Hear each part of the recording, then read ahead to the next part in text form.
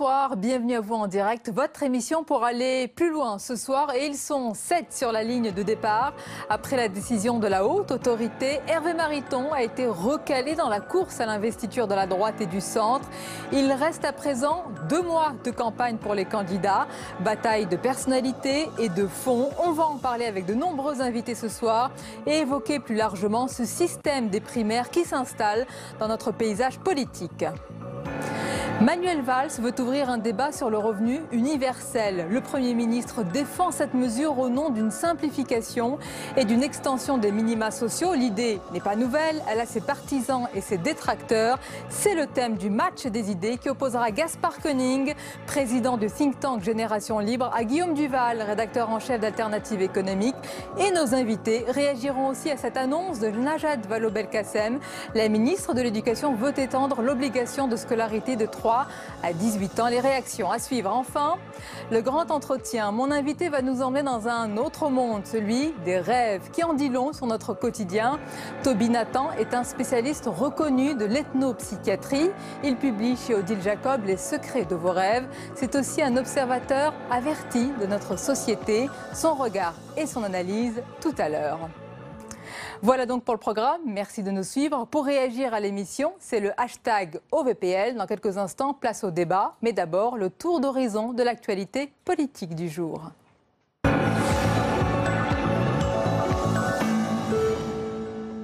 Un an et demi de négociations pour finaliser la commande. L'Inde achète 36 Rafales à la France pour un montant de 7,9 milliards d'euros. C'est la plus grosse vente d'avions de combat pour le groupe Dassault, dont les exportations commencent à décoller après la vente d'appareils à l'Égypte et au Qatar. Le ministre de la Défense, Jean-Yves Le Drian, se rendra à New Delhi vendredi pour signer officiellement le contrat. Najat Vallaud-Belkacem. Allonger la durée de présence à l'école pour lutter contre le décrochage, c'est le pari de Najat Vallaud-Belkacem. La ministre de l'Éducation propose de rendre l'enseignement obligatoire de 3 à 18 ans. Aujourd'hui, chaque enfant doit être scolarisé de 6 à 16 ans. L'idée serait de maintenir plus longtemps les élèves sur les bancs de l'école afin d'offrir des solutions aux décrocheurs, car chaque année, 110 000 élèves quittent le système scolaire sans aucune qualification. Nicolas Sarkozy. L'ancien président occupe le terrain. À Calais, Nicolas Sarkozy est venu s'indigner de la situation de la ville et de ses riverains. Pour stopper l'afflux de réfugiés, l'ancien ministre de l'Intérieur propose de rétablir des contrôles plus stricts aux frontières. Il a eu des mots très durs envers les migrants qui s'introduisent dans les camions pour passer en Angleterre, les qualifiant de bandits de grand chemin. Il faut garder une capacité d'indignation. Ces malheureux sont des êtres humains, vous avez raison. Mais ce n'est pas parce qu'ils sont malheureux qui peuvent se permettre de couper les rondins, d'attaquer les camions, de frapper les forces de l'ordre, de provoquer des émeutes, de déchirer les bâches des camions. Je suis désolé. Ça, c'est pas un état de droit. Bernard Cazeneuve. Séance d'explication pour Bernard Cazeneuve.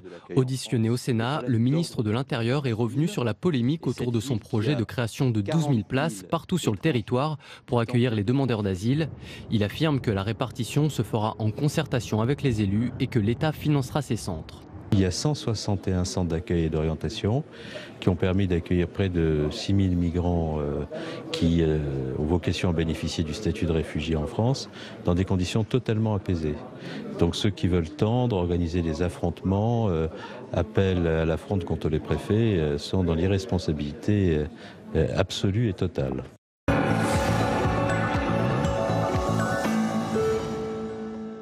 Bernadette Chirac, hospitalisée à son tour. L'épouse de l'ancien chef de l'État a été admise ce matin dans le même hôpital que son mari, soignée à la Pitié-Salpêtrière à Paris depuis dimanche pour une infection pulmonaire. Le gendre de Jacques Chirac a réclamé de la tranquillité pour le couple et leur entourage.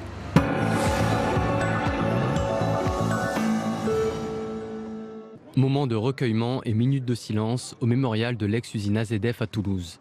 Il y a 15 ans, une explosion a rasé le site et tué 31 personnes. 2 procès ont déjà eu lieu pour établir les responsabilités. Un 3e se profile et pour les associations de victimes, la justice tarde à rendre son verdict. Oui, ça fait 15 ans qu'on a perdu l'usine et surtout on a perdu 21 de nos collègues.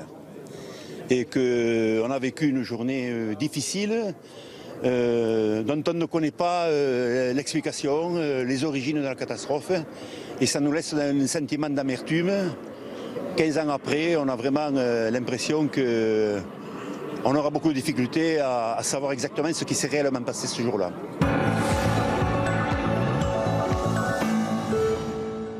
Dans l'actualité également, il reste 2 mois pour faire son choix, éventuellement, en vue de la primaire de la droite et du centre. La course s'accélère, ainsi bien sûr que la bataille des personnalités et des idées. On va en parler ce soir et évoquer plus largement ce principe des primaires désormais acquis dans notre démocratie.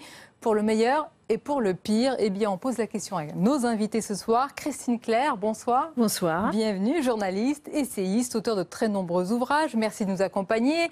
À côté de vous, Jérôme Sainte-Marie, bonsoir. Bonsoir. Président de l'Institut de sondage Polling Vox. Face à vous, le constitutionnaliste Didier Mauss, bienvenue et bonsoir. Bonsoir. Et Hervé Lebras, bonsoir et bienvenue. Démographe, chercheur émérite à l'Institut national d'études démographiques. Madame, messieurs, avant d'aborder notre thème du jour sur la primaire de la droite et du centre, d'abord, je voudrais avoir votre réaction. Christine Clair, à cette annonce de Najat Vallaud-Belkacem, la ministre de l'Éducation veut étendre l'obligation de scolarité de 3 à 18 ans contre 6 à 16 ans, je le rappelle, actuellement. Elle précise que c'est une ambition et non pas une réforme. Qu'en pensez-vous ?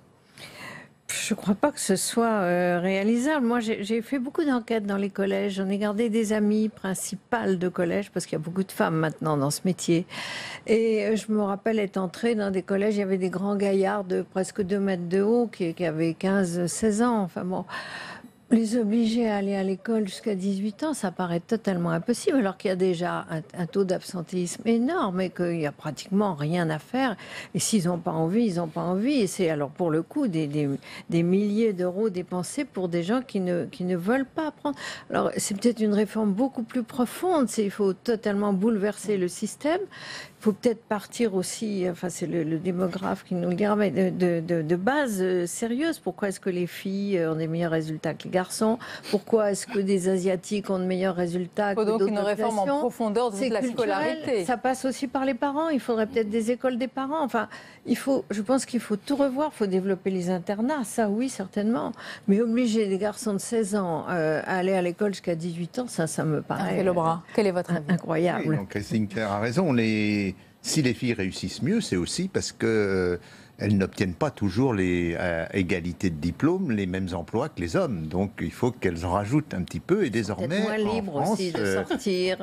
Oui, désormais en France, les filles sont nettement plus diplômées que les hommes. Et ça commence à se sentir globalement. Par exemple, le taux de chômage des femmes est passé au-dessous du taux de chômage des hommes il y a 2 ans. Donc quelque part, et là, ça plus monte. généralement, on parle de 80 000 décrocheurs qu'il faudrait réintégrer dans le système éducatif, créer 5 000 à 7 000 postes supplémentaires. Mais c'est surtout l'erreur, c'est sur les 18 ans, parce que c'est déjà un des problèmes de la France que les études durent trop longtemps par rapport aux pays du Nord ou aux pays anglo-saxons. Donc il faut entrer plus vite dans la vie active, notamment avec de l'apprentissage, avec des formules à des mi-temps. Et là, on va rajouter encore dans la durée des études. Donc, parce qu'après ça, à 18 ans, on s'inscrira en fac, on ratera sa première année de fac. Donc là, il y a une incompréhension. En revanche, dès 3 ans, ça, c'est peut-être une très bonne mesure. Ça, c'est peut-être une piste. Jérôme Sainte-Marie, bon, à quelques mois de la présidentielle, on peut en parler. Il s'agirait aussi de donner des gages à son électorat. Pas forcément. Justement, c'est ça qui est très, très bizarre dans cette déclaration, c'est en créant des postes supplémentaires, ce n'est pas un gage peut-être, mais en rendant la vie des enseignants justement beaucoup plus difficile. Moi, je suis frappé par le fait que Najat Vallaud-Belkacem, dans ses initiatives, est contestée par notamment l'université, par exemple. Le fait de renoncer à ce point à la sélection pour le master, à parler de recrutement et non pas de sélection, eh bien, pour beaucoup de professeurs que je connais, qui sont clairement orientés à gauche et du côté du Parti socialiste, ils sont vraiment très, très troublé. Et par ailleurs, juste là-dessus, on reste dans une logique de plus en plus extensive de l'enseignement et non pas sélective. Et on voit en réalité apparaître se maintenir une sélection dans des filières d'excellence, notamment les filières privées. Et on voit des inégalités majeures. Je sais que Thomas Piketty, pour parler justement un petit peu de cartographie, eh bien Thomas Piketty a fait une étude très intéressante et qui montre la profondeur des inégalités, ne serait-ce qu'à Paris, avec toujours le poids du clivage très important, dont on ne parle plus pour des raisons politiques, entre le privé et le public. On se demande alors quel est l'intérêt d'une telle annonce si elle ne plaît pas forcément à ceux à qui elle s'adresse. Didemos, vous avez un avis? Parce que là, c'est Écoutez, moi j'ai un avis, je crois qu'il faut traiter de manière très différente les 3-6 ans et les 16-18 ans. Bon, moi je suis maire d'une commune et donc j'ai à la fois une école maternelle et une école élémentaire. J'ai pas de collège, ils vont dans la commune d'à côté. Bon, je veux dire, il y a quasiment 90% des enfants de 3 à 6 ans qui vont à l'école maternelle. Bon, alors est-ce qu'il faut vraiment le rendre obligatoire avec la contrainte que cela représente, alors que c'est le choix très largement dominant des parents? J'ai tendance à dire non. Bon, quant aux 16-18 ans, on sait effectivement pas quoi en faire, ça c'est clair. Bon, et il faut les mettre dans des formations d'apprentissage, des formations professionnalisantes, le plus vite possible, mais j'allais dire les garder dans le système scolaire tel qu'il est 2 ans de plus, c'est vraiment quelque chose qui sert à rien. En tout cas, ce qui est sûr, c'est que l'école est au cœur de cette campagne présidentielle, tant mieux d'ailleurs. Elle est également au cœur, ce sujet est également au cœur de la primaire de la droite et du centre. Et justement, c'est à la mi-journée que l'on a connu la liste définitive des candidats à la primaire. Les résultats de la haute autorité ont fait un déçu. Hervé Mariton, exclu du sprint final pour les autres candidats. Il reste 2 mois de campagne. Quentin Calmet, et on en parle juste après. C'est l'événement politique de cet automne, une primaire inédite à droite et qui pourrait désigner le prochain président de la République. Un scrutin organisé les 20 et 27 novembre dans 10 228 bureaux de vote précisément. Un vote papier qui devrait ressembler à celui de la primaire de la gauche organisée en 2011. Seuls les Français de l'étranger pourront voter par Internet et aucune procuration ne sera possible. Tous les Français inscrits sur les listes électorales peuvent voter à la primaire de la droite, à 2 conditions précisées dans la charte de la primaire. Il faut partager les valeurs républicaines de la droite et du centre, tout en s'engageant pour l'alternance afin de réussir le redressement de la France. Il faudra également verser 2 € par tour, une contribution qui devrait permettre à la primaire de ne rien coûter au parti si au moins 2 millions d'électeurs se déplacent. La primaire vise à départager 7 candidats, Jean-François Copé, François Fillon, Alain Juppé, Nathalie Kosciusko-Morizet, Bruno Le Maire, Jean-Frédéric Poisson et Nicolas Sarkozy. Hervé Mariton n'est finalement pas qualifié. Des candidats qui débattront à 3 reprises, à la télévision et à la radio, les 13 octobre, 3 novembre et 17 novembre. Le débat de l'entre-deux tours aura lieu le jeudi 24 novembre. Afin de faire oublier le psychodrame de 2012 entre Jean-François Copé et François Fillon, cette primaire est organisée sous le contrôle d'une haute autorité indépendante présidée par Anne Levade, avec un site internet dédié www.primaire2016.org. Et c'est donc parti, 2 mois de campagne avant les votes du 20 et 27 novembre prochain. Avant de parler de la course à proprement dite, rappelons, Christine Claire, que c'est une première, cette primaire à droite. Ça paraît presque évident de le rappeler, mais c'est inédit. Ça concerne un parti bonapartiste qui avait cette culture du chef. C'est une première. Voilà, la 5e République a été fondée par le général de Gaulle et lui, sa notion, c'était un contact direct entre un homme au-dessus des partis, justement. Et je pense qu'il aurait été ulcéré de savoir que ça allait être les partis qui allaient sélectionner eux-mêmes l'un des leurs. Alors, bon, je trouve que l'inconvénient majeur, c'est que ce sont les plus mobilisés, les militants qui vont voter le plus. Alors, évidemment, si beaucoup de gens participent, si ça s'élargit à 2 millions, 3 millions, 4 millions, ça sera plus représentatif de l'électorat. Si ça reste entre les mains de militants qui sont forcément, qui représentent forcément la tendance dure d'un parti, je trouve que ça risque totalement de fausser le débat. On va parler du nombre de votants, c'est un élément clé bien sûr. Je reste juste sur cette primaire. Vous êtes d'accord? Est-ce que c'est un changement d'ADN dans ce parti, un changement profond? Est-ce qu'il y aura un avant et un après, Hervé Lebras? Oui, mais je crois que c'est un changement qui, le PS a commencé, mais c'est un changement général qui correspond à un changement je dirais pas de l'ancrage, mais du manque d'ancrage de l'ensemble des partis dans la société. Donc il s'agit d'arriver à peu près à faire bloc comme parti face à des divergences très fortes dans l'opinion et à l'intérieur même des groupes. Donc je crois que ça va se généraliser parce que ça va être un des seuls modes de survie des partis traditionnels. Ça va vraiment être alors la primaire pour tous. Hein. Ce n'est pas un titre exagéré. Bientôt, le Front National, pour l'instant, c'est un autre fonctionnement. C'est le seul, mais regardez les écologistes. Les écologistes également. Didier Mauss. Moi, je crois que ça s'inscrit en réalité dans une évolution de la vie des partis. Si vous regardez depuis 15 ou 20 ans, de plus en plus, les dirigeants des partis sont élus au suffrage universel des militants des partis, alors qu'à l'origine, ils étaient élus par les congrès, c'est-à-dire par les délégués. Et de fil en aiguille, c'est un effet, j'allais dire, de la Ve République qui déteint sur la vie interne des partis politiques. On fait appel au suffrage universel selon des modalités à définir pour désigner les dirigeants des partis et les candidats aux grandes élections. Et Christine Claire a raison. C'est-à-dire, s'il y a au-delà de 2 millions ou 2,5 millions de votants pour ces primaires de la droite et du centre, comme ça avait été le cas pour les primaires du Parti socialiste, d'ailleurs, bon, c'est quelque chose d'irréversible, hein, sous réserve de l'hypothèse du candidat du président sortant en bonne position, qu'il faut mettre de côté. Mais sinon, quand il n'y a pas de candidat, et effectivement, du côté des héritiers du gaullisme, où il y avait une culture du chef extraordinairement forte, une culture du héros légitime, si j'ose dire, et bien là, il n'y en a plus. Même. Et alors, quand il n'y a pas des héros légitimes, eh bien, il faut trouver un système. Alors, ça peut être le tirage au sort, mais la primaire est quand même un peu plus démocratique que le tirage au sort. Légitime. Jérôme Sainte-Marie, vous êtes d'accord? Est-ce que le leadership naturel à droite, puisqu'on parle de la primaire à droite, n'existe plus avec ces primaires, finalement? Oui, enfin, je vais apporter la contradiction sur 3 points, si vous me le permettez. Le premier, c'est que dès la mort du général de Gaulle, enfin dès sa démission plus précisément, ce sont les partis qui sont renforcés par le système, enfin je parle sous votre contrôle, mais par la Ve République. La créature échappe à son concepteur immédiatement et on se rend compte dans les années 60 justement que ça renforce en fait les partis politiques, on le voit clairement, notamment à gauche. Second point, c'est pour la primaire, c'est un remède qui en fait tue les partis. On voit dans quel état est le Parti socialiste. Quand vous n'avez plus pour des militants cette supériorité par rapport aux autres citoyens qui ne font pas l'effort de prendre une carte, de militer, de coller des affiches, etc., ce privilège qui est de désigner le candidat, vous n'avez réellement plus rien. Et donc à ce moment-là, évidemment, vous voyez que c'est les conseillers, les sondeurs éventuellement, les médias, etc., qui sont déterminants pour le choix du candidat. Donc là, en fait, ça tue les partis. Et on voit bien que les grands partis sont effectivement terriblement affaiblis. Je ne rappellerai pas le nombre d'électeurs au dernier congrès du Parti socialiste par pure amabilité, mais on voit dans quel état les différentes primaires ont mis ce qui fut un assez grand parti. Dernière chose, le sens de l'histoire. Et c'est peut-être fondamental, le sens de l'histoire. On a l'impression que les primaires, ça se répand de plus en plus. Mais le système des primaires, au moment même où il semble omniprésent, est en crise profonde. Regardons les intentions de vote pour l'élection présidentielle.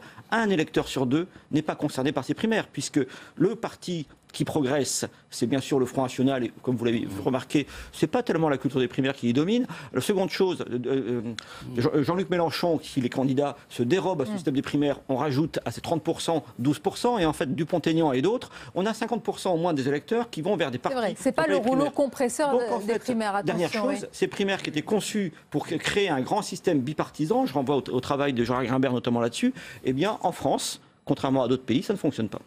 Oui, mais c'est peut-être justement une défense, parce que les partis que vous avez cités sont aux 2 extrêmes.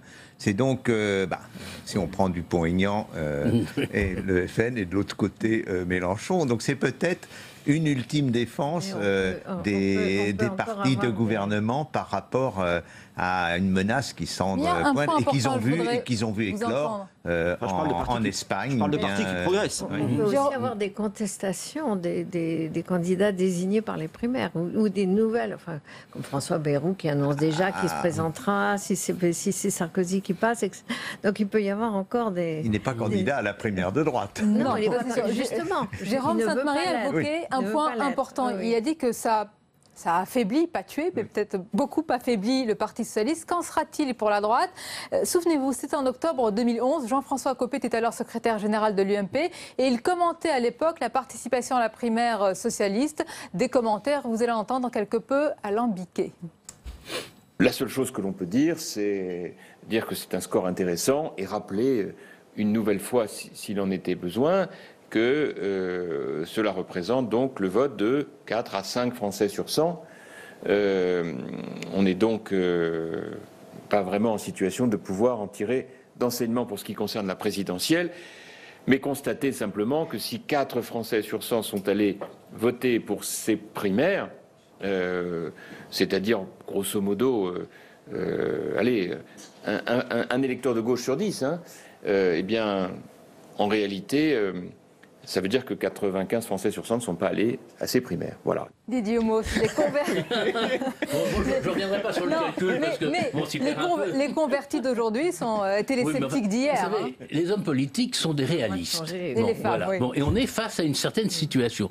Il y aurait eu, au lendemain de 2012, disons en 2012-2013, un leader naturel à l'UMP qui se serait imposé. Bon, personne n'aurait imaginé des primaires du côté de la droite et du centre. Bon, c'est simplement la situation de fait.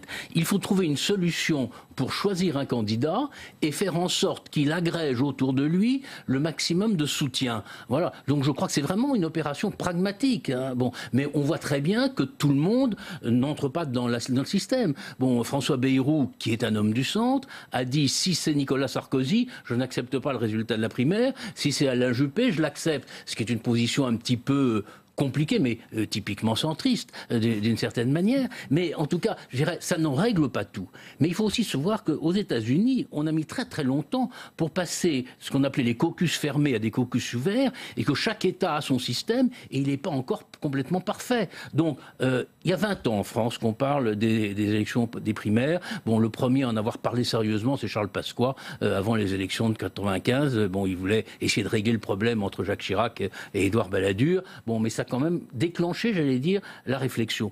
Bon, la gauche l'a fait, les écologistes l'ont fait à une autre échelle. Bon, la droite et le centre le font pour la première fois, avec une culture très différente. Oui, ils n'ont aucune culture, aucune tradition de ce qu'est une élection interne disputée, ouverte et honnête. Et j'ajoute, c'est un parti qui a quand même montré, alors c'est le cas pour les autres partis aussi, hein, Christine Claire, sa capacité à se déchirer. Est-ce que les cicatrices profondes, béantes, peuvent remonter à la surface entre Jean-François Copé et François Fillon, tous deux candidats qui vont se retrouver sur cette même tribune? Évidemment, maintenant, ça sera entre François Fillon et Nicolas Sarkozy. Après tout ce que François Fillon a sorti sur le dos de Nicolas Sarkozy, c'est sûr qu'ils vont être amenés à dire des choses qui peut-être dépasseront leurs pensées, mais qui laisseront des traces. Mais on a vu les propos tenus par Martine Aubry sur François Hollande. Ça laisse des traces pendant des années. C'est même peut-être l'explication de futures ruptures et divisions. Ah, donc ça peut être les prémices, en tout cas une continuité de cicatrices qui vont être encore, de sillons encore plus profonds. Oui, il y a des choses qu'on ne s'oublie pas et qui ne se pardonnent pas. C'est le cas, Jérôme Sainte-Marie. Il y a ce risque, il y a cette crainte, y compris chez les sympathisants de droite qui sont restés très marqués par l'épisode de rupture et de bagarre. Tout à fait. Alors, donc, je vais continuer sur ma ligne, hein, si vous voulez. Toujours. Soyez cohérent avec vous-même. Sachant qu'effectivement, je vous remercie, Nimos, de souligner que non seulement il y a effectivement des gens qu'on qualifie d'extrêmes, mais il y a également les centristes. Puisque le MoDem, l'UDI, Emmanuel Macron s'il y va, se dérobe également à ce système des primaires. Encore une fois, ce cadre semble un peu trop étroit. Non, il y a effectivement un petit problème, et ça, je vais prendre l'exemple italien. Au fond, vous savez, c'est les primaires, on pense aux États-Unis, mais c'est avant tout en France un produit d'importation, mais un produit d'importation italien, puisque la gauche avait cru, voyez, Romano Prodi avait remporté les primaires avec plus de 4 millions, je crois, d'électeurs, et l'avait emporté ensuite aux législatives face à Berlusconi, au miracle, etc. Bon, bref, sauf que 2 ans plus tard, c'est le même système des primaires, Veltroni, toujours 4 millions d'électeurs, et là, échec face à Berlusconi. Et donc là, je prolonge ce que vous dites, c'est-à-dire que les primaires, on a l'impression, enfin le discours dominant, c'est de dire ça va donner un souffle au candidat qui est choisi. Mais ça ne se vérifie pas forcément. Ségolène Royal, qui avant Noël, on pensait qu'elle allait l'emporter face à Nicolas Sarkozy, perd, et effectivement, François Hollande, alors là c'est très clair pour François Hollande, à partir du moment où il est désigné, les intentions de vote ne cessent de baisser, au point qu'il est élu de manière relativement limitée, enfin en tout cas beaucoup moins que ce que l'on pensait, face à Nicolas Sarkozy. Et effectivement, il porte durant la campagne et ensuite les traces, les marques des coups assénés par les autres candidats. Parce qu'une primaire, c'est un combat ad hominem, puisqu'il dit choisir le meilleur champion, donc les coups sont très brutaux. À l'instant, sur les réseaux sociaux, il y a Jérémy qui vous dit « Moi, j'ai peur que la culture de la primaire épuise les Français avec le trop de politique à toutes les sauces. Est-ce que trop de politique tue la politique, c'est facile ?» Oui, c'est une vraie question. En réalité, bon, admettons toutes les critiques qui viennent d'être faites sur les primaires. Bon, comment est-ce qu'on choisit les candidats à l'élection présidentielle. Est-ce qu'on fait un système alors à 3 tours, avec un premier tour extraordinairement ouvert, officiel, hein, bon, et où n'importe qui se présente, puis on réduit à 6 ou 8 candidats pour le deuxième tour, et on en arrive à 2 candidats seulement au troisième tour. Bon, certains l'ont proposé. C'est un rêve de sondeur, ce que vous décrivez.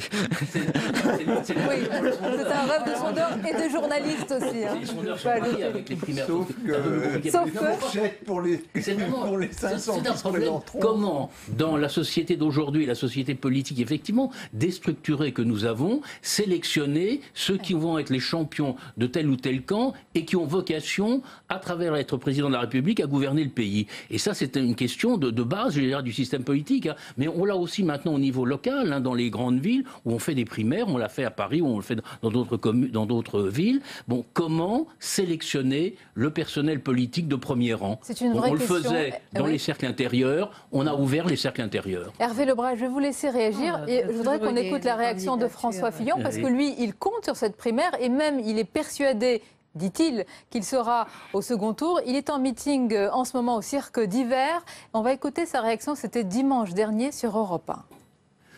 Moi, je parle à tous les Français parce que personne ne sait qui va venir voter à la primaire. Et ce que je dis aux Français, c'est prenez le pouvoir.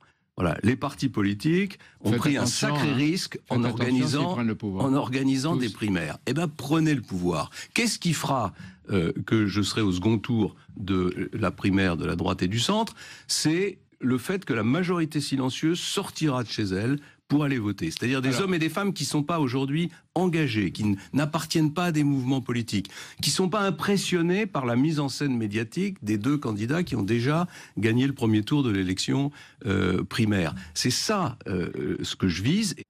Voilà le défi et l'ambition de François Fillon et Hervé Lebras, qui appelle à cette majorité silencieuse qu'elle se réveille. Les sondeurs ne font pas exactement dans son sens, mais je crois quand même qu'il faut bien voir que aussi bien la droite que le Parti socialiste que les écologistes sont des partis menacés d'éclatement. Et quelque part, ils la primaire est peut-être un des moyens pour eux d'éviter l'éclatement, ne serait-ce que parce que chacun doit ensuite, le fera-t-il, mais chacun doit ensuite, de ceux qui ne sont pas gagnant, s'engager pour soutenir celui qui a gagné. Je crois que, étant donné l'état de division qui règne dans ces partis en haut, mais aussi en bas, parce que pour la droite particulièrement, on voit bien quand on suit toutes les élections cantonales récentes, quel que soit le résultat, quand il y a un ballottage entre la gauche et le Front National, 30% de la droite va vers le Front National.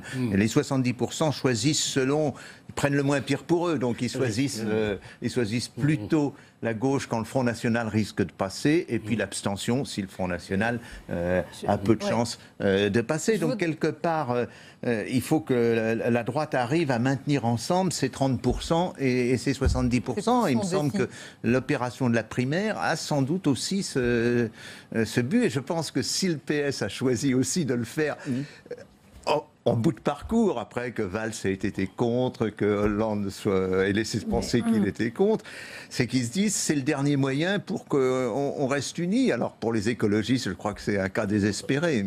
Mais alors, est-ce que la compétition des primaires n'aggrave pas l'éclatement, puisque chaque candidat doit se différencier encore plus des autres, donc mettre l'accent finalement sur ce qui les divise et ce qui les oppose. Et dans un second temps, il va falloir les rassembler. Ça va être très dur. Ça va être très dur. En même temps, les grands quand on voit par exemple rassembler les électeurs de Sarkozy et de ceux il a pu tenir un spectre très large pendant longtemps. Il a pu, au fond, il a pu tenir pratiquement une extrême droite et une droite tout à fait centriste. Maintenant, c'est fini. Mais quelque part, un grand parti est capable justement est-ce que la France n'a pas cette spécificité avec à condition que le candidat désigné puisse incarner l'ensemble de ses sensibilités. Vous n'êtes pas d'accord, Jérôme Saint-Pierre? Si pendant des mois, il en a choisi une, c'est très difficile après, je crois, de changer de rôle.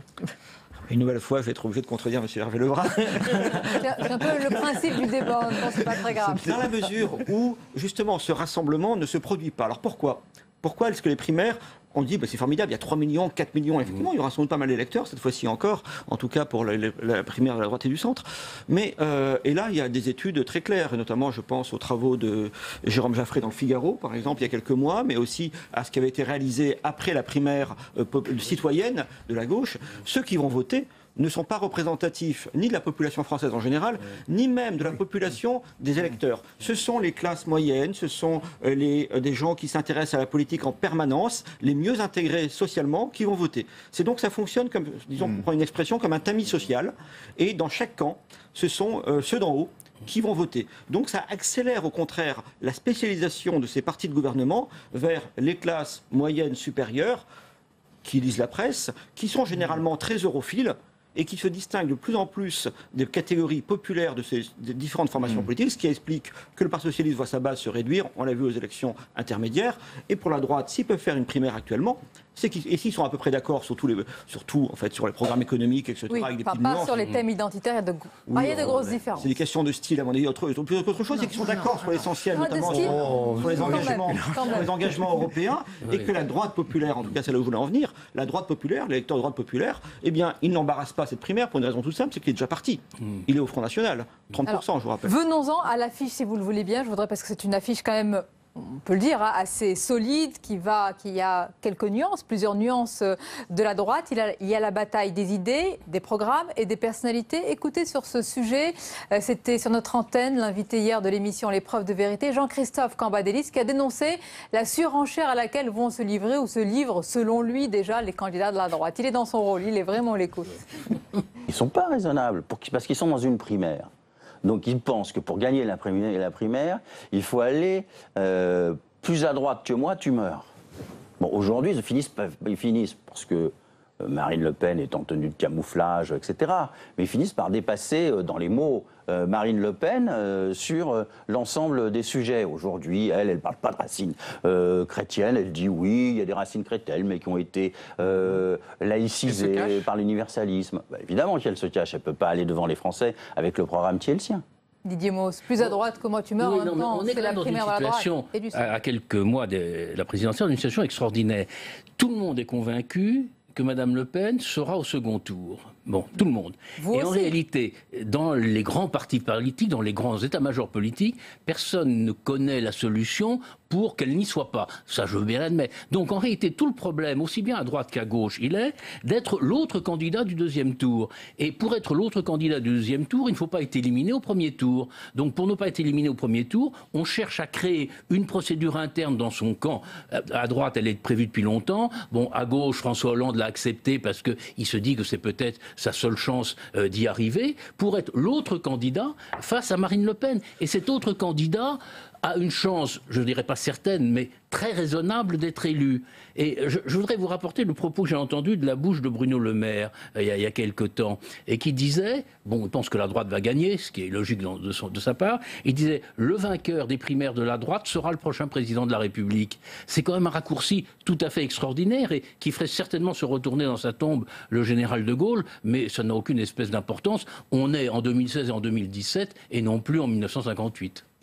Oui, allez-y. Non, ceci dit, je pense que le paradoxe, si on prend les dernières élections régionales, qu'on fait la somme de toutes les voix de droite, y compris Dupont-Aignan, puis la somme des voix du FN, c'est plus facile, et la somme de toutes les voix de gauche, on arrive, pour la gauche, on est à 37%, pour la droite à 32%, et pour le FN à 28,5%. Autrement dit, le paradoxe, c'est que, comme vous le dites, le FN est donné présent au second tour. Il est le troisième dans l'opinion. Donc je pense aussi que au fond, cette différence de score entre les trois groupe est un peu derrière l'idée des primaires, c'est-à-dire comment rassembler son camp pour... Moi, je ne suis pas sûre que Marine Le Pen soit...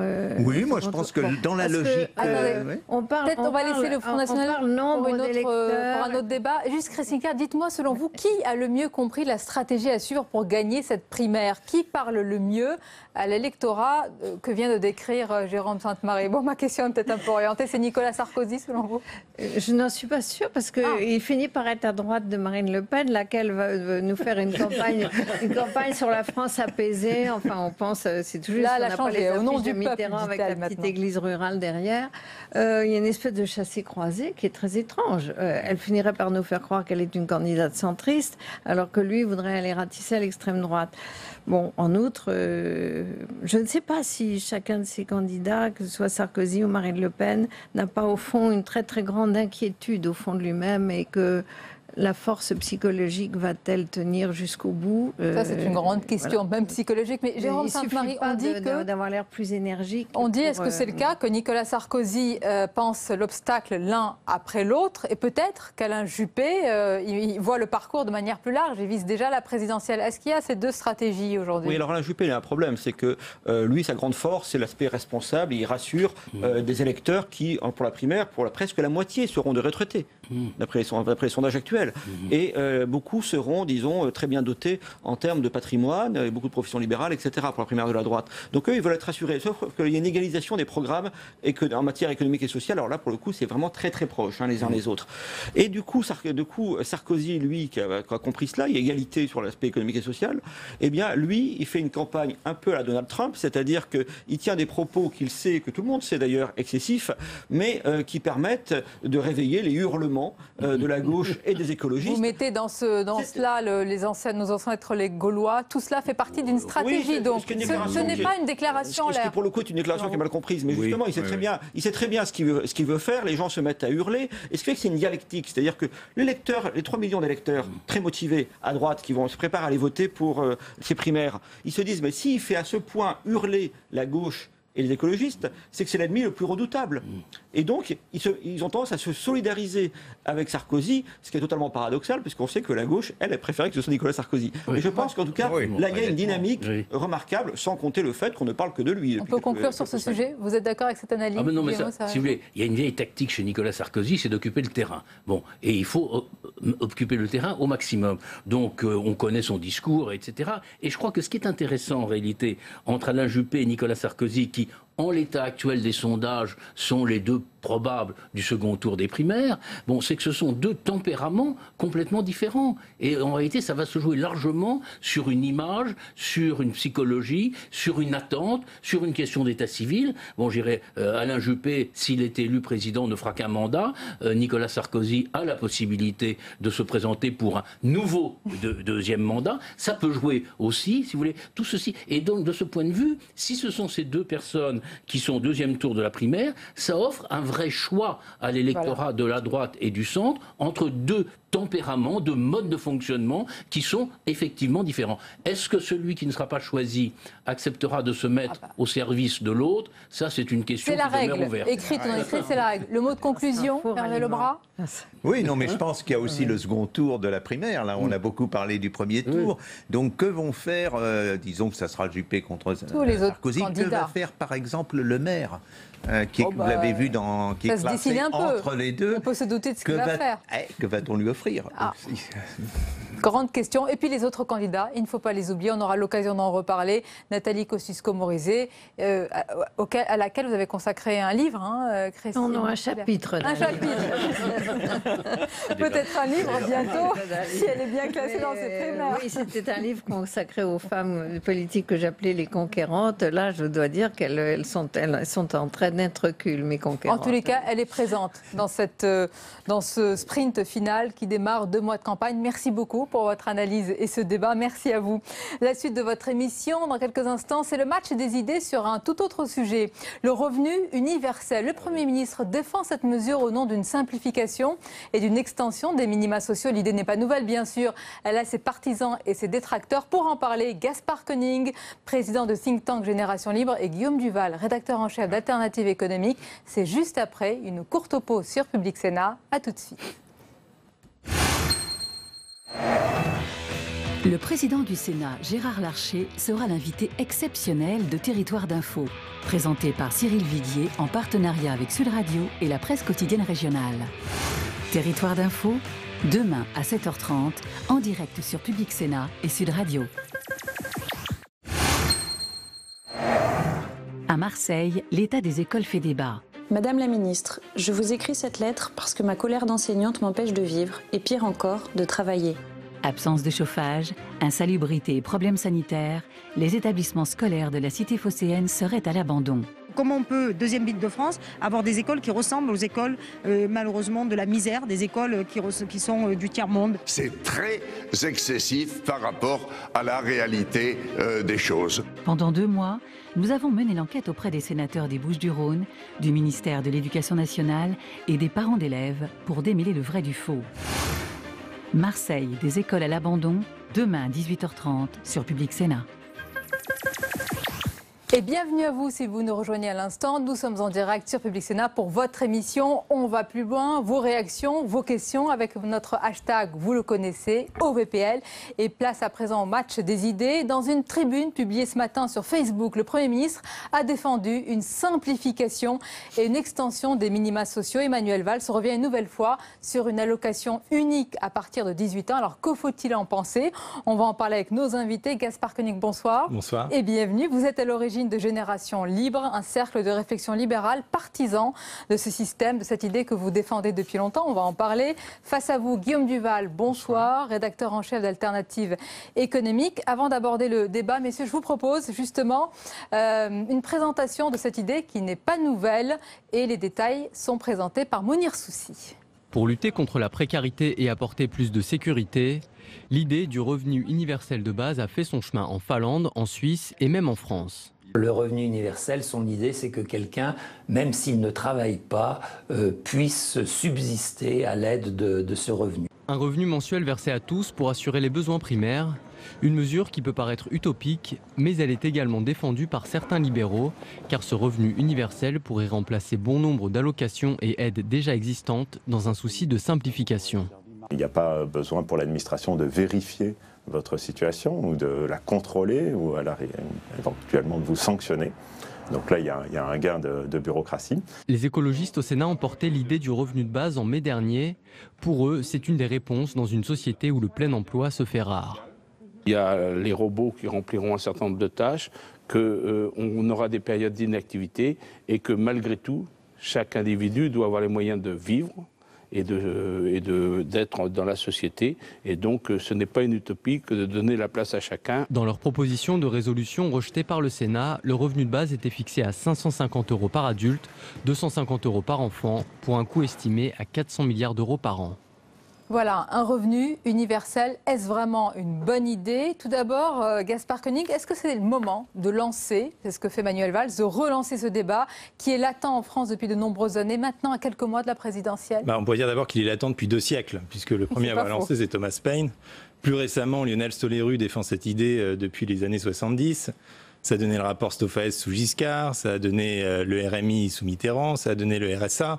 Donc il y a une longue histoire du revenu universel. Et ce qu'il faut que les gens comprennent, c'est que ça n'arrive pas comme un cheveu sur la soupe. Et on pourrait même dire que c'est l'achèvement d'un long processus. C'est comme ça que Stoléru le voit, par exemple. Ensuite, pourquoi ça arrive maintenant? Parce que, il y a un petit fait politique, c'est que Christophe Sirugue est rentré au gouvernement. Christophe Sirugue a été le rédacteur d'un excellent rapport sur les minima sociaux. Et dans la 3e option de son rapport, il proposait quelque chose comme un revenu universel. Et puis après, il y a un débat mondial aujourd'hui sur le revenu universel, sous différentes formes, mais ça on pourra y revenir.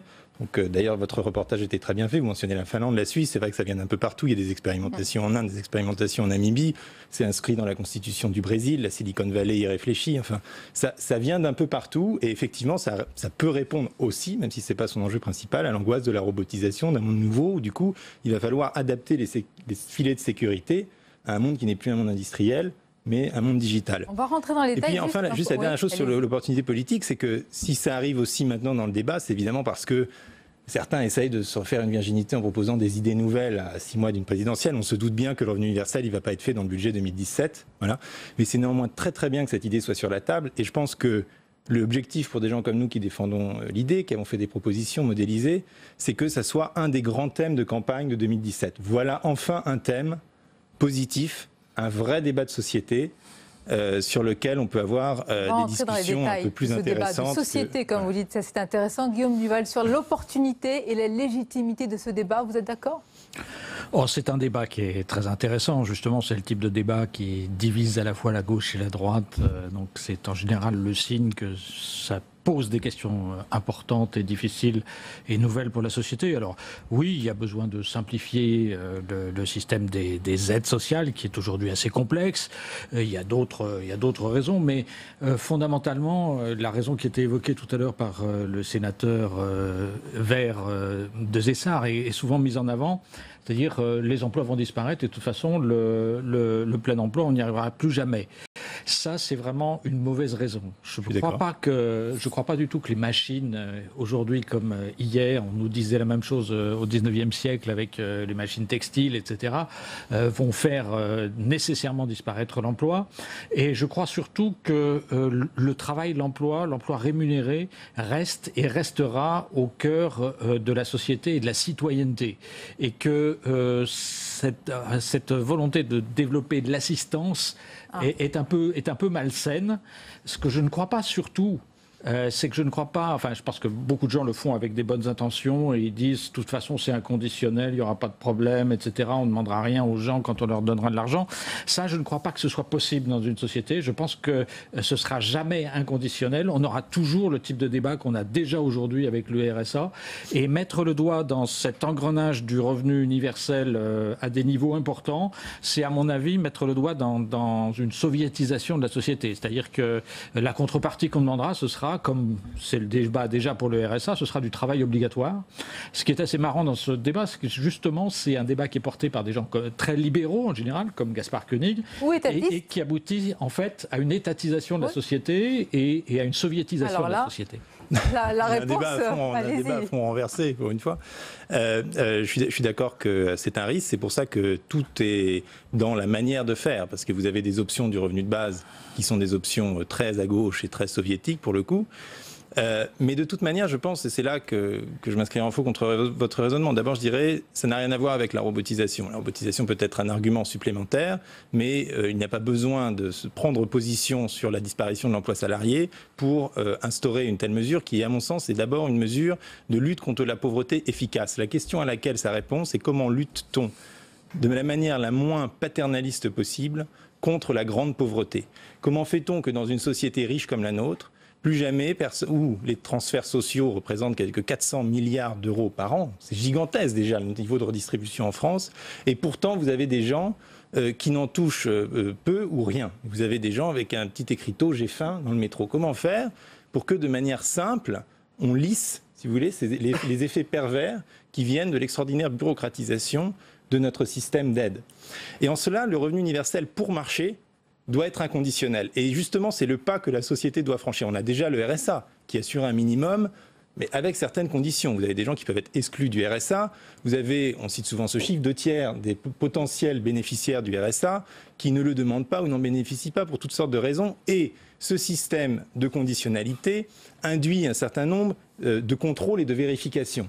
Vous avez quand même des procès pour indus du RSA. On va demander aux gens si oui ou non ils étaient en couple. S'ils étaient en couple, est-ce qu'ils étaient vraiment en couple? Vous voyez ce que sous-entend cette question. Et où il y a des inspecteurs qui vont contrôler s'il y avait une ou deux brosses à dents dans le verre à dents. Parce que si c'est familialisé, du coup ils ont droit à moins. Du coup, bon.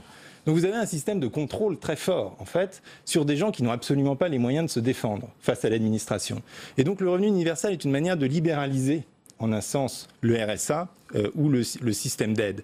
Et pour qu'il marche, il faut accepter le fait, en effet, il faut expliciter le fait qui est déjà sous-jacent dans nos systèmes sociaux, mais il faut l'expliciter qu'en effet, c'est sans contrepartie. Sans contrepartie. Et effectivement, ce que fait la droite aujourd'hui, quand vous regardez les programmes de la droite sur le RSA, elle fait exactement l'inverse.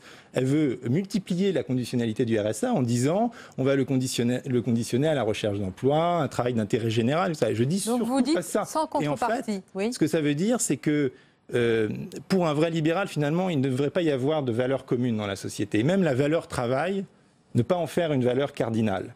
Et dire, il est important, Thomas Paine disait, le revenu universel, c'est le dernier droit de l'homme, parce que c'est celui qui vous émancipe véritablement en vous garantissant la survie. On ne demande pas plus que ça. Alors, je vais faire Bien sûr que ceux qui vont Duval. s'enrichir, qui vont travailler, par le mérite et tout ça. Vous dites pas de contrepartie, donc selon vous, apparemment, c'est une garantie. Et je voudrais aussi vous questionner sur le caractère universel. Bien sûr, vous avez parlé des plus fragiles d'entre nous, mais la question se pose, pourquoi est-ce qu'on va aider, je prends un exemple comme ça, pourquoi faut-il verser ce revenu universel à Madame Bettencourt, à Monsieur Arnaud ou à d'autres, sans viser nommément. C'est plutôt justement un des aspects positifs de l'affaire, si vous voulez. C'est que tant qu'on ne le verse qu'aux pauvres, effectivement, les classes moyennes, les riches se disent qu'est-ce qu'ils en font ces gens-là, ils boivent avec, etc. Si tout le monde le reçoit, ça pose moins de problèmes. C'est à la base de toute la question de la protection sociale et du fait qu'elle doit être universelle pour être de qualité. C'est pour ça que tous les projets de la droite en particulier, de dire il faut réserver la protection sociale simplement aux pauvres qui en ont besoin et plus la donner aux riches, ça c'est une bêtise parce que c'est la garantie qu'on aura une protection sociale de mauvaise qualité.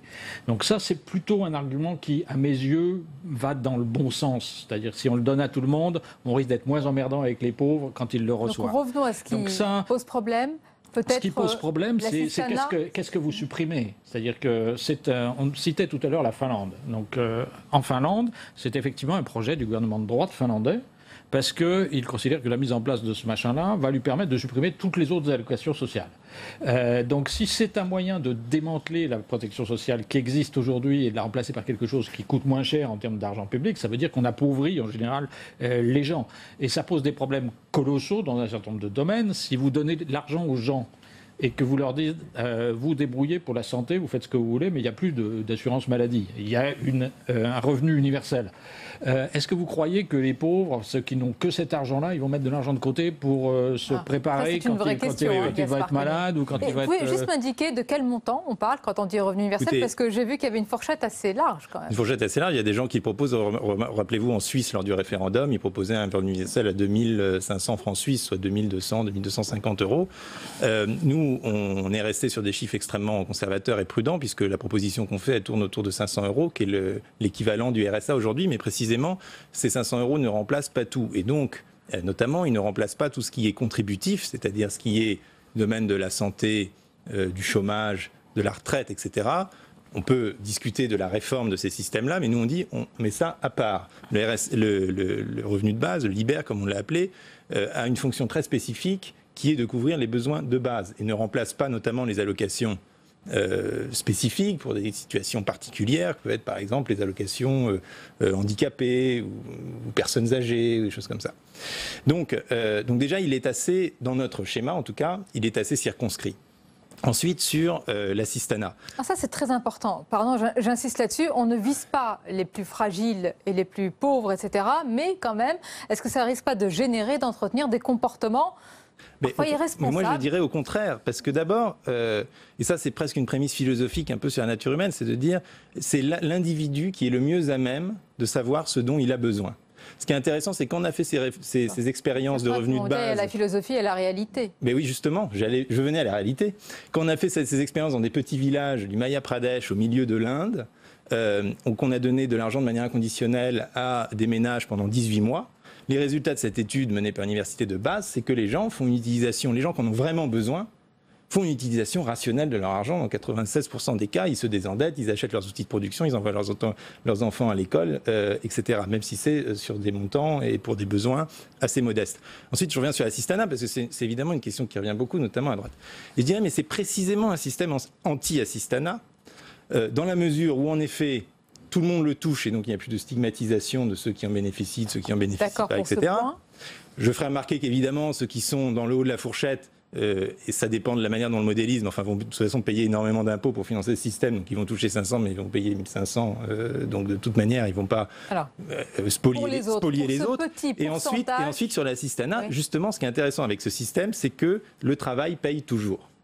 C'est bien ça ce qu'on entend toujours. Le problème de l'assistanat, comme on le définit, c'est que certains toucheraient, et c'est vrai dans certains cas, davantage des aides que d'autres, que leurs voisins qui travaillent. Or, dans ce système-là, je vous passe la modélisation qu'on en fait avec nos crédits d'impôt, mais enfin, dans ce système-là, 1 euro gagné vous fait toujours gagner davantage, puisque tout le monde a le même socle. Et donc c'est très incitatif au travail, tout en donnant un pouvoir de négociation pour les plus bas salaires. Guillaume Duval, est-ce que ce genre d'argumentaire, je veux dire, pas vous rassure, vous n'avez pas besoin d'être rassuré, mais... Pour moi, la principale clé, c'est est-ce qu'on pense qu'on peut vraiment mettre en place ce genre de mesures de manière inconditionnelle ou pas. Si on arrive à le faire vraiment inconditionnel, j'ai peu de soucis avec ça.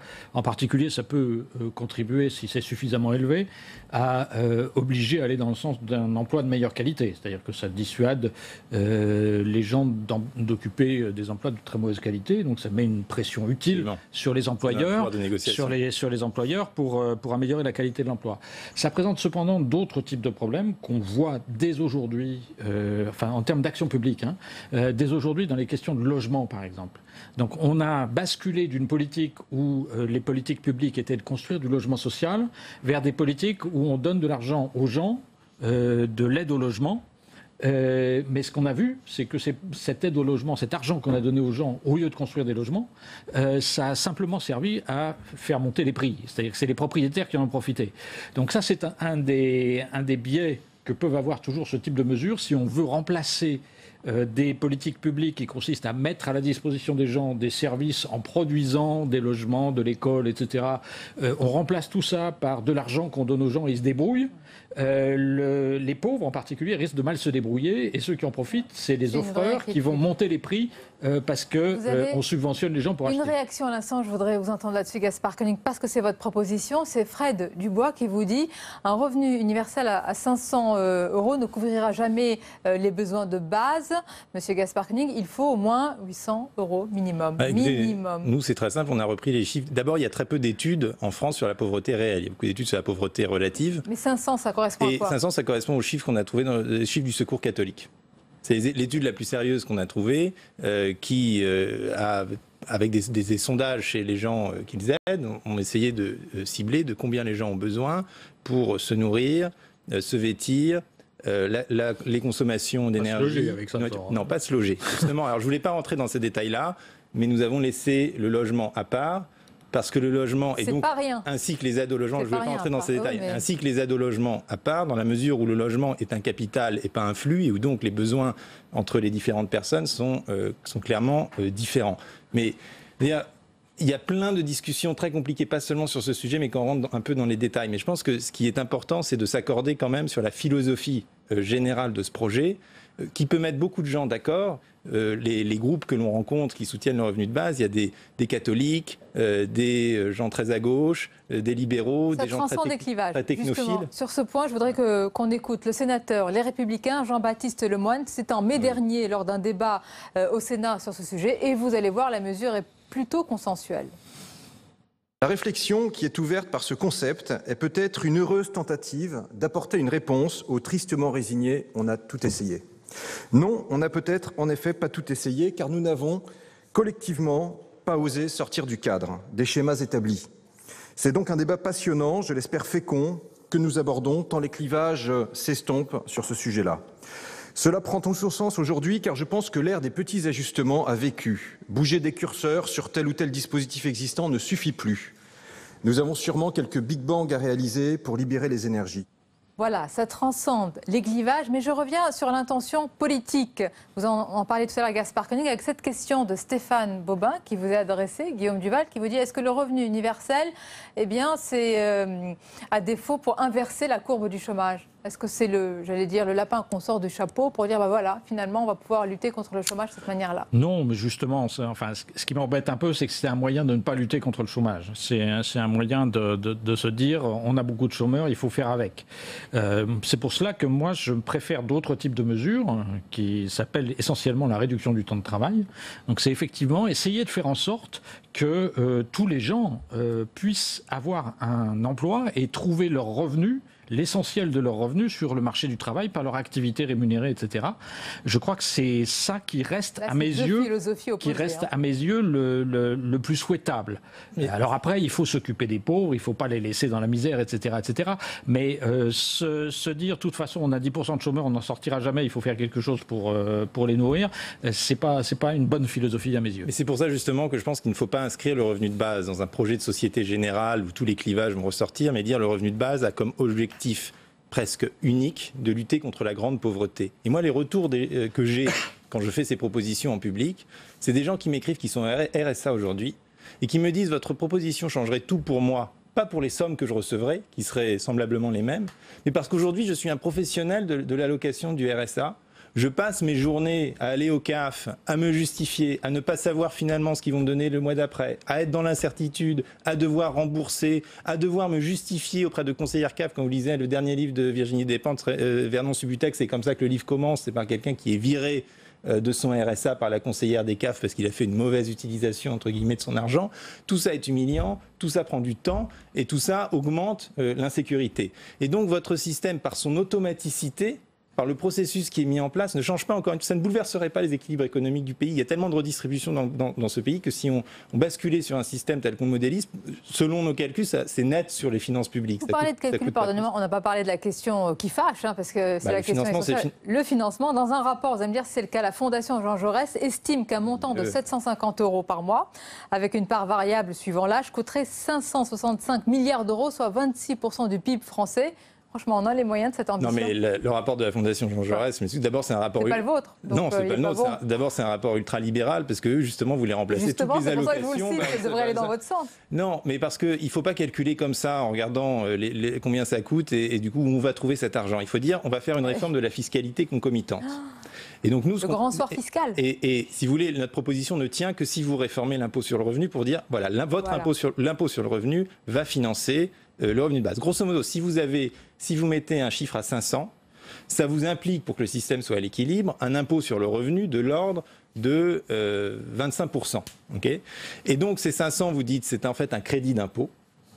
Et donc je paye à la fin de chaque mois, c'est très très clair, contrairement à la situation actuelle qui n'est pas lisible. Vous ne savez pas combien vous allez devoir payer d'impôts sur l'année d'après, vous ne savez pas combien vous allez toucher d'alloc, etc. Là, à la fin de chaque mois, chacun fait son calcul, dit je paye tant d'impôts avec 25%, et puis j'ai droit à 500. Et donc, soit je paye plus de 500 d'impôts, et à ce moment-là, c'est moi qui contribue au système, soit j'en paye moins, et à ce moment-là, c'est moi qui reçois de manière totalement automatique. Et en plus, ça a l'avantage que la droite va adorer normalement, que dans ce système, tout le monde paye l'impôt, fût-ce de manière virtuelle. Ah, vous défendez l'idée avec conviction, mais la question du financement reste, Guillaume Duval. Et puis la question aussi, pardonnez-moi, des syndicats, des négociations homériques qui peuvent s'ouvrir, parce qu'on ne va pas décider comme ça, d'en haut, qu'on va faire ce revenu universel. Est-ce que c'est une utopie, une belle utopie? C'est une utopie qui est intéressante, qui pose des sujets importants. Mais je crois que si vous voulez, en général, quand des think tanks, des penseurs arrivent dans le débat en disant on va tout simplifier et on va mettre en place quelque chose qui va simplifier, enfin une nouvelle prestation, un nouvel impôt, etc., qui va rassembler tous les anciens, on se retrouve au bout du compte avec un truc en plus par rapport à tout ce qui existe, compte tenu de tout le lobbying, toutes les pressions politiques, etc. Donc l'idée du grand truc simplificateur, que ce soit du côté des impôts ou du côté des prestations sociales, qui va tout résoudre d'un coup et qui va tout mettre d'équerre, ça j'y crois pas du tout. Mais après, ça pose tout un tas de problèmes. Si on réussit déjà, enfin ça a déjà été fait de mettre ensemble le RSA et la prime pour l'emploi, c'était déjà une bonne chose. Si on peut mettre en plus les aides au logement dans le même pot et simplifier toutes les choses, notamment ce qui vient d'être dit sur les démarches qui sont exigées des gens, etc., ce sera très bien. Mais le grand soir, j'y crois pas dans ce domaine-là, comme dans d'autres. Gaspard Koenig, il nous reste juste quelques minutes. En termes d'économie politique, vous avez raison, mais aussi, on peut aussi y croire, l'espérer. Et puis nous, notre mission, c'est de proposer une idée claire. Pour défendre votre idée. Mais est-ce que vous la soumettez à un candidat en particulier, justement une idée, et elle peut être portée par quelqu'un qui se présente? D'abord, on est ravis parce que ça fait 1 an et demi qu'on a contribué à faire éclore cette idée, qui est une vieille idée que beaucoup de gens défendent dans le débat public. On y a contribué et aujourd'hui, on voit, c'est ça que doit être le travail d'un think tank, c'est qu'on met des idées comme ça dans le débat et elles atteignent aujourd'hui le Premier ministre et les principaux candidats. Et nous les voyons tous, nous leur soumettons à tous l'idée. Certains sont réceptifs, d'autres non. En tout cas, je pense que certains qui ne se sont pas encore déclarés pourraient bien basculer en faveur d'un revenu universel. Et, attendez, qui ne s'est pas encore déclaré? Vous parlez d'Emmanuel Macron. Sur la question. Je ne sais pas exprimer sur la question. Et j'espère bien que, justement, le débat que nous avons ce soir, puisqu'il nous regarde tous, va achever de les convaincre. Eh bien, c'est à suivre. Nous aurons probablement l'occasion d'en reparler. Merci, messieurs, pour ce match des idées à suivre dans votre émission. C'est le grand entretien. Mon invité est un professeur de psychologie réputé, reconnu. Toby Nathan nous aide à décrypter nos rêves. Mais c'est aussi un observateur averti de notre société. Son regard dans quelques instants, mais d'abord le tour d'horizon de l'actualité du jour.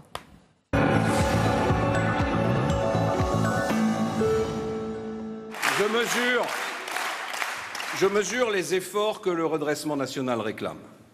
Mais il faut savoir ce qu'on veut.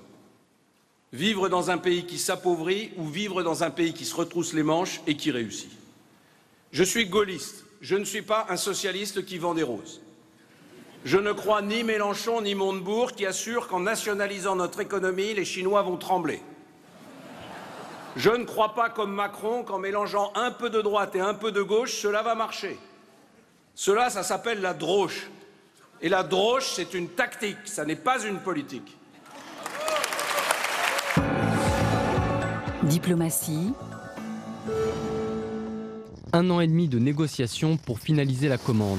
L'Inde achète 36 Rafales à la France pour un montant de 7,9 milliards d'euros. C'est la plus grosse vente d'avions de combat pour le groupe Dassault, dont les exportations commencent à décoller après la vente d'appareils à l'Égypte et au Qatar. Le ministre de la Défense, Jean-Yves Le Drian, se rendra à New Delhi vendredi pour signer officiellement le contrat. Najat Vallaud-Belkacem. Allonger la durée de présence à l'école pour lutter contre le décrochage, c'est le pari de Najat Vallaud-Belkacem. La ministre de l'Éducation propose de rendre l'enseignement obligatoire de 3 à 18 ans. Aujourd'hui, chaque enfant doit être scolarisé de 6 à 16 ans. L'idée serait de maintenir plus longtemps les élèves sur les bancs de l'école afin d'offrir des solutions aux décrocheurs, car chaque année, 110 000 élèves quittent le système scolaire sans aucune qualification. Nicolas Sarkozy. L'ancien président occupe le terrain. À Calais, Nicolas Sarkozy est venu s'indigner de la situation de la ville et de ses riverains. Pour stopper l'afflux de réfugiés, l'ancien ministre de l'Intérieur propose de rétablir des contrôles plus stricts aux frontières. Il a eu des mots très durs envers les migrants qui s'introduisent dans les camions pour passer en Angleterre, les qualifiant de bandits de grand chemin. Il faut garder une capacité d'indignation. C'est malheureux sur les êtres humains, vous avez raison. Mais c'est pas parce qu'ils sont malheureux qu'ils peuvent se permettre de couper des rondins, d'attaquer les camions, de frapper les forces de l'ordre, de provoquer des émeutes, de déchirer les bâches des camions. Je suis désolé. Ça, c'est pas un état de droit. Bernard Cazeneuve. Séance d'explication pour Bernard Cazeneuve. Auditionné au Sénat, le ministre de l'Intérieur est revenu sur la polémique autour de son projet de création de 12 000 places partout sur le territoire pour accueillir les demandeurs d'asile. Il affirme que la répartition se fera en concertation avec les élus et que l'État financera ces centres. Il y a 161 centres d'accueil et d'orientation qui ont permis d'accueillir près de 6 000 migrants qui ont vocation à bénéficier du statut de réfugié en France dans des conditions totalement apaisées. Donc ceux qui veulent tendre, organiser des affrontements, appellent à la fronde contre les préfets, sont dans l'irresponsabilité absolue et totale.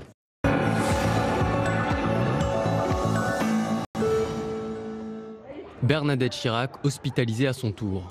L'épouse de l'ancien chef de l'État a été admise ce matin dans le même hôpital que son mari, soignée à la Pitié-Salpêtrière à Paris depuis dimanche pour une infection pulmonaire. Le gendre de Jacques Chirac a réclamé de la tranquillité pour le couple et leur entourage.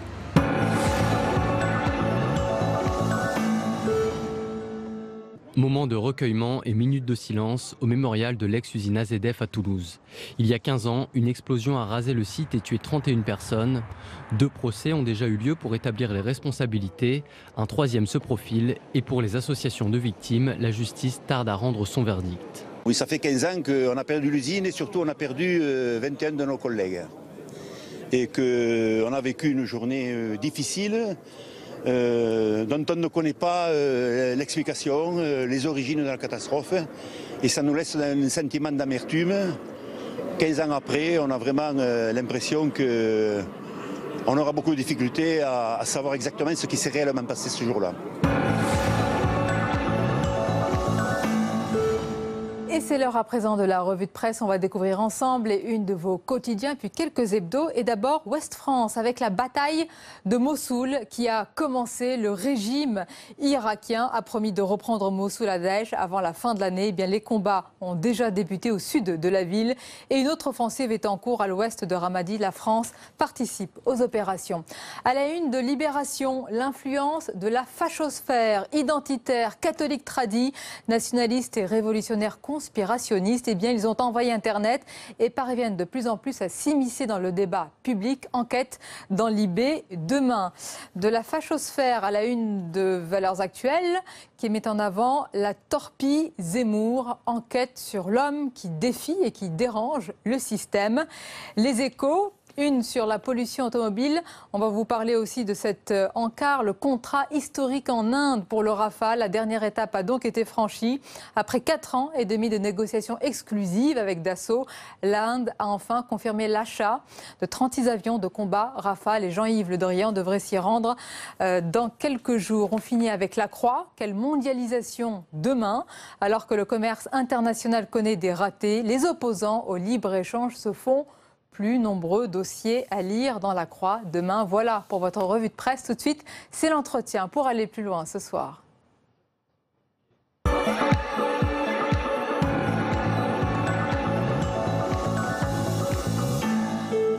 Mon invité ce soir est psychologue spécialisé en ethnopsychiatrie, professeur émérite de psychologie clinique à l'Université Paris 8, auteur de nombreux ouvrages, et le dernier en date s'intitule « Les secrets de vos rêves » aux éditions Odile Jacob. Bonsoir Toby Nathan. Bonsoir. C'est un plaisir de vous recevoir. Merci beaucoup. Merci avant de de plonger dans votre livre et donc avant de plonger dans nos rêves, le rêve c'est un instinct. Si vous deviez, Toby Nathan, analyser les rêves ou les instincts en ce moment, allez, des candidats à la présidentielle, c'est pas compliqué. Ils ou elles rêvent tous de la même chose en ce moment? Non. J'en sais rien, j'ai aucune idée de leurs rêves. Mais les rêves résolvent des problèmes. Donc, avant de se coucher, ils ont des problèmes.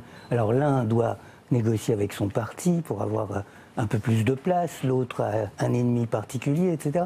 Et je pense qu'il règle ses affaires pendant les rêves, oui. Et c'est pour ça qu'il se lève avec la pêche après. Oui.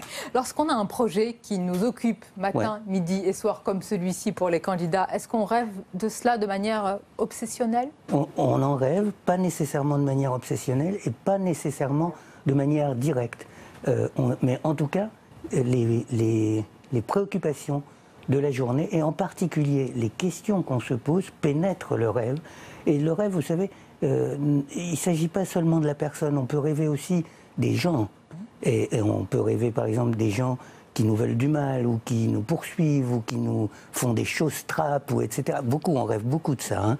Et donc, je pense que les candidats doivent rêver de ça. Certainement. Si je vous pose ces questions qui touchent un peu à la politique, c'est parce que c'est un domaine que vous connaissez. Vous avez été aussi diplomate. C'est vrai, oui. Vous êtes de nationalité française, vous êtes né en Égypte, de parents juifs italiens. Est-ce que vous pourriez définir vos ancêtres? Si je vous pose la question, Toby Nathan, c'est peut-être parce que vous avez entendu cette polémique, cette phrase qui a été prononcée par Nicolas Sarkozy. Certains disent que les propos ont été mal compris, mais est-ce que pour vous, les ancêtres gaulois, ça a une signification, un sens, une appartenance que vous ressentez? Gaulois, non. Franchement, non. Mais ça m'intéresse. Je veux dire, les ancêtres des Gaulois m'intéressent beaucoup. Mais je ne me suis jamais approprié des ancêtres gaulois. Je connais très bien mes ancêtres. Je les connais parce qu'on me les a racontés depuis que je suis tout petit. Donc, je suis parfaitement initié. Mais en même temps, les ancêtres des autres m'intéressent. Et je pense que c'est la question, en effet, de l'immigration. C'est la question des autres. Non pas de fabriquer du même, mais d'accepter des autres, c'est-à-dire des gens qui ont d'autres ancêtres précisément, et qui reconnaissent leurs ancêtres, mais reconnaissent aussi les vôtres. C'est-à-dire dire « Ah, tes ancêtres, ça m'intéresse aussi. C'est pas les miens, mais ça m'intéresse. » Et ça, le fait que les ancêtres des Gaulois m'intéressent, moi ça m'a toujours intéressé, les ancêtres des Gaulois. Des Romains aussi d'ailleurs, qui étaient leurs ennemis. Et tout ça, ça m'a toujours beaucoup intéressé, c'est vrai. Ce qui vous intéresse aussi, et c'est un sujet sur lequel vous avez travaillé, ce sont les migrants. Vous avez créé, Toby Nathan, la première consultation d'ethnopsychiatrie. C'était en France en 1979. C'est vrai. À l'hôpital Avicenne de Bobigny. Vous savez plein de trucs. Oui, tout à fait. Et vous vous êtes occupé des migrants pendant plus de 40 ans. Ce sujet... Toujours, je m'en occupe toujours. C'est un sujet pour nous aujourd'hui d'actualité. Ce n'est pas nouveau pour vous. Il y a beaucoup de crispation dans le débat à ce sujet. Comment vous analysez notre manière d'appréhender ce sujet? C'est-à-dire que pendant très longtemps, la phrase de Sarkozy, bon, je sais que on peut la considérer comme une maladresse, Mais en même temps, c'est aussi le signe de ce qu'on racontait pendant très longtemps en France. Hein. C'est-à-dire, on disait, et bien sûr qu'ils ont une origine différente, mais après une génération, ou deux générations au maximum, ils deviendront exactement comme les autres. Ils se fondront dans le paysage. C'est pas du tout ça qui se passe. C'est déjà pas ce qui se passait il y a 20 ans. Moi, j'ai écrit plusieurs ouvrages sur la question déjà dans les années 70-80. J'attirais l'attention sur le fait qu'on pensait que les gens s'adapteraient, mais ce n'est pas vrai. Alors, quand ils vont bien, ça va. Je veux dire, quand ils vont bien, au contraire, c'est une richesse supplémentaire. Ils ont d'autres ancêtres, ils s'intéressent aux vôtres, ils ont double dose, en fait. Double dose de créativité, on va dire. Mais quand ça va mal, ils n'ont ni l'un ni l'autre, et là, ça va très mal, en fait. Hein. Et moi, je me suis occupé surtout de gens qui n'allaient pas très bien, quoi, en fait. Hein, parce que c'est mon job, hein, en fait. Donc, ça fait un moment qu'on devrait se rendre compte qu'on ne s'intègre pas de nos jours. C'est-à-dire qu'il y a quelque chose qui a changé, voyez-vous. C'est-à-dire qu'autrefois, on venait, et puis on coupait les ponts, quoi. Et on venait quasiment tout nu. Et puis, on ne retournait pas au pays, et puis on perdait le contact. Aujourd'hui, non seulement on garde le contact, on est tout le temps relié par Skype, par téléphone, par les télés, par satellite. On est à moitié ici, à moitié là-bas. Donc on garde le contact, on peut parfaitement être ici tout en étant là-bas. Ce là-bas, ça peut être plein d'endroits. Hein. Donc en fait, il faut considérer ces migrants comme des sortes de diplomates, en fait. Des représentants de mondes différents et peut-être des représentants du monde que nous allons bientôt installer chez nous, quoi. Et dans ce cas-là, si c'est ça, eh bien il faut les préparer à ça. Toby Nathan, on entend votre discours et beaucoup de Français entendent cela, mais par exemple, les Calaisiens, oui. C'est d'abord ce qui se passe à Calais, ce mot jungle est terrible, c'est une honte pour les migrants, oui. C'est aussi un problème, on peut le comprendre pour non, mais ça, bien sûr. Les Calaisiens. Est-ce que, bien sûr, des diplomates, mais quand on voit cela... Non, bien sûr, et ça c'est une autre affaire, c'est la gestion politique de l'affaire. Malheureusement, je ne sais rien dire de la politique, c'est pas mon rayon, si vous voulez. Mais ce que je sais, c'est que des gens qui viennent de loin ont des richesses dans leur âme et dans leur esprit. Ils ont des traditions, ils viennent avec leurs ancêtres, justement, avec leurs ancêtres, mais aussi avec leur divinité, avec leurs traditions. Et que tout ça, ce sont des richesses supplémentaires. Si on arrive à les mettre en regard des nôtres, eh bien, nous aurons un pays plus riche, plus fort, plus puissant, en fait. Si maintenant nous cherchons à tout prix à en faire des identiques à nous, eh bien, on se heurtera à des problèmes comme ceux-là. Ils arrivent aussi avec leurs rêves, ces migrants. Ça me permet une formidable transition avec votre livre. C'est un rêve de venir. Bien sûr. C'est un rêve. Et c'est souvent un cauchemar de quitter. Et parfois qui se transforme en cauchemar. Les questions qui nous habitent, Toby Nathan, et qui hantent nos rêves, elles sont liées, et je vous pose la question, est-ce qu'elles sont liées à des personnes, oui, qu'on a connues, qu'on a aimées, à notre quotidien aussi? Est-ce que les rêves, c'est d'abord le quotidien immédiat? Bon, je vais vous dire, on sait beaucoup mieux comment fonctionnent les rêves à cause de travaux de neurophysiologie qu'on a fait, c'est depuis 40 ans à peu près, hein. Donc c'est assez récent, et puis ça continue, et on découvre des choses encore tous les jours, parce qu'on a mis en place des dispositifs expérimentaux. On regarde les gens rêver, si vous voulez. On regarde les gens dormir, et on regarde les gens rêver. Et là, on a appris, il fallait faire ça, quoi. Il fallait les regarder véritablement. Ce que disaient les anciens depuis toujours, hein. Depuis l'Antiquité, on dit ça. Hein. On dit, faites attention. Il faut toujours écouter les anciens. Ben oui, il faut toujours écouter les anciens. Il disait, il faut regarder, il faut cueillir un rêve au moment où il se fait. Mais au moment où il se fait, c'est dans la nuit. Donc, on sait quand les gens rêvent. Hein. Vous savez, quand quelqu'un rêve, ses paupières, ses globes oculaires bougent sous ses paupières. Et puis, sa température change. Et puis, il y a plein de choses qui changent en lui. On voit très bien quand une personne rêve et quand elle arrête de rêver. Si vous la réveillez à ce moment-là, vous lui dites « raconte ton rêve », alors là, elle raconte tout le rêve.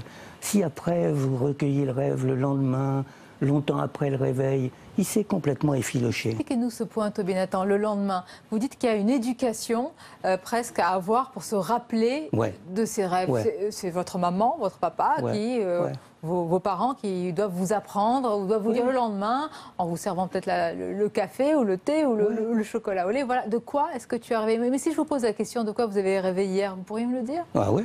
Ah oui, bah forcément, vous savez tout. Non, c'est pas ça. Non, c'est pas que je sais, c'est parce que, je vais vous dire, c'est que c'est une sorte c'est une culture en fait. C'est une culture. Il y a des cultures qui font attention à leurs rêves. C'est la culture, la nôtre en France, on a perdu l'habitude, et depuis très très longtemps, hein, depuis plusieurs siècles en fait, on a perdu l'habitude de prêter attention à nos rêves. Pour plein de raisons, hein, parce que au Moyen-Âge, c'était taxé de diablerie, et donc les gens qui s'occupaient des rêves, c'était des sorciers, donc ils étaient poursuivis. On a eu peur, on a arrêté de raconter les rêves. Après, il y a eu la rationalité des Lumières. À ce moment-là, on a dit c'est des bêtises, il ne faut pas s'occuper de ça. Et on a attendu très longtemps, et c'est très récent qu'on recommence à s'intéresser aux rêves. Mais il y a des cultures qui n'ont jamais arrêté. Et je sais que, enfin, dans le pays où je suis né, eh bien, les anciens, en Égypte, oui, ma grand-mère, ma grande-tante, en fait c'était ma grande-tante, me demandait de quoi j'ai rêvé. Elle me disait toujours un mot sur le rêve.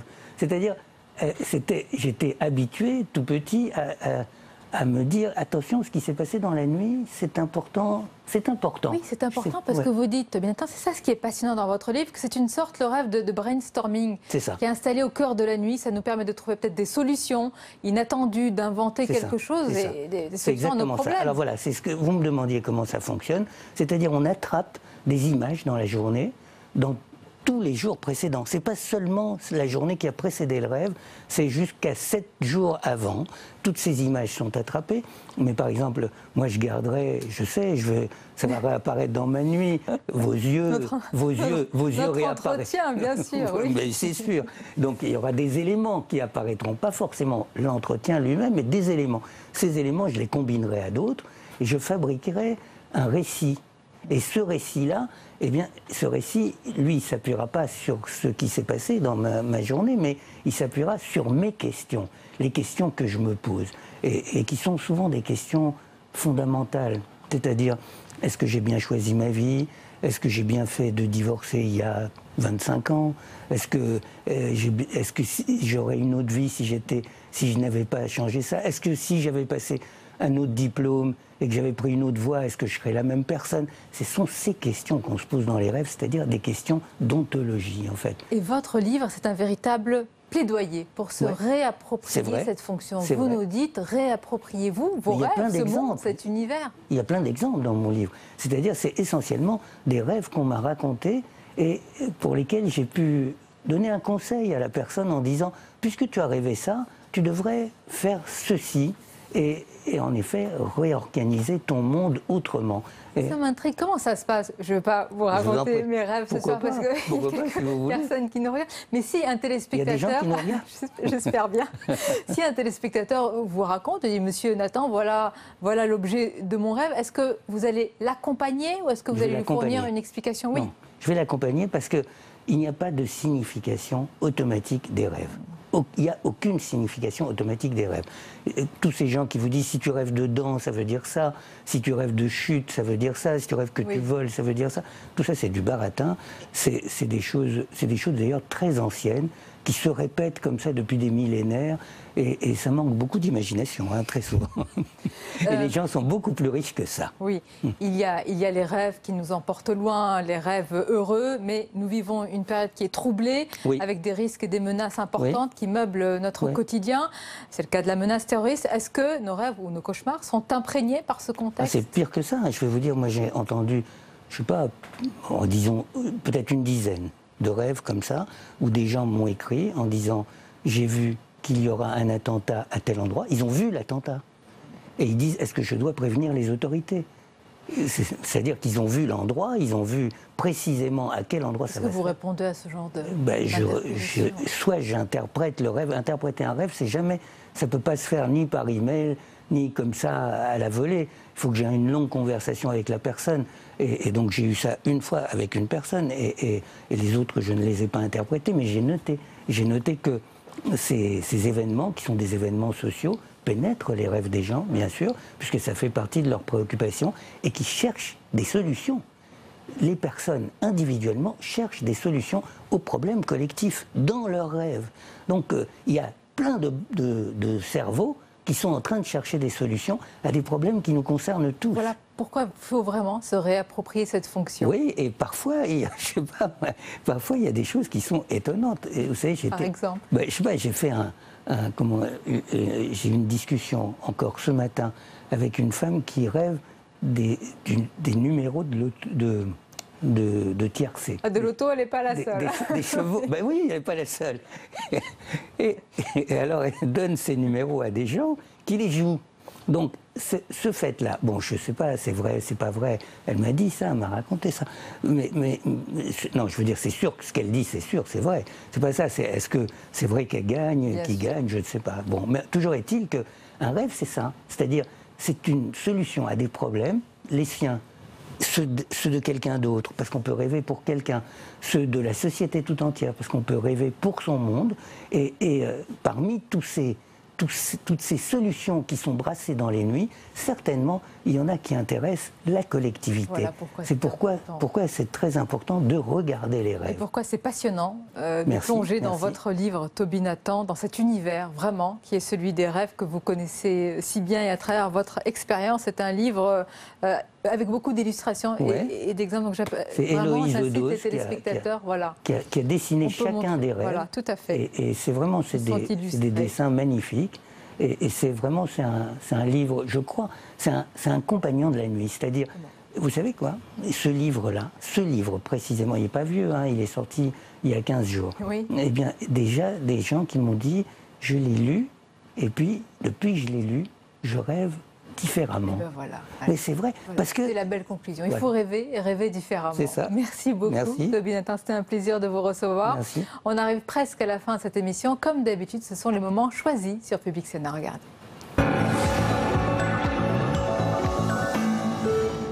Depuis le début de ce quinquennat, pendant plusieurs années, les socialistes ont arrêté la construction des prisons. Pourquoi ? Parce que Christiane Taubira était idéologiquement contre et pensait que la solution, c'était de sortir des prisons le plus possible. Des solutions alternatives, en tout cas. Oui, des solutions alternatives. Alors, je veux dire, ce point de vue se respecte, on peut l'entendre. Mais enfin, qu'on nous dise maintenant, avec cette espèce, vous voyez, de trémolo d'urgence dans la voix, oui, il faut construire très très vite des places de prison, on a quand même envie de leur demander avant, et dites, et pourquoi vous avez fait le contraire pendant plusieurs années ? Moi, je pense qu'il faut construire des places de prison.